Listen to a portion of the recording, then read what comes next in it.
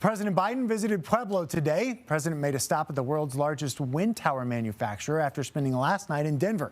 Today's event was originally scheduled for last month, but was postponed due to the start of the war between Israel and Hamas.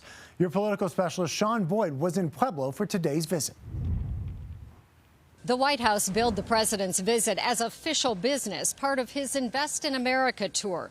But it is no coincidence that he is here on the home turf of Congresswoman Lauren Boebert, who he sees as the embodiment of the MAGA right and who Democrats see as vulnerable in 2024 after she narrowly won re-election last year in this heavily Republican district.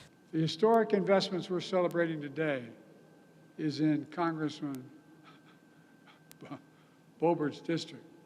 Against the backdrop of the world's largest wind tower manufacturer, President Joe Biden suggested the winds of change are blowing in Colorado's 3rd Congressional District, accusing U.S. Representative Lauren Boebert of voting against the interests of her constituents in opposing the Inflation Reduction Act, a law that CS Wind in Pueblo says has helped fund a $200 million expansion that will add 850 jobs over the next 2 years. She, along with every single Republican colleague, voted against the law, and she called this law a massive failure. You all know you're part of a massive failure? Tell that to the 850 Colorados who get new jobs in Pueblo and CS Wind thanks to this law.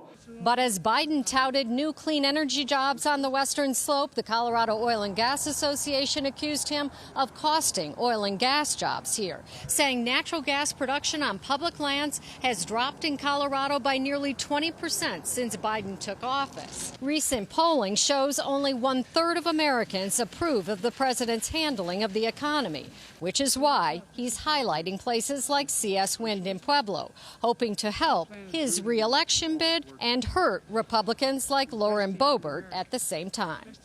You're changing America.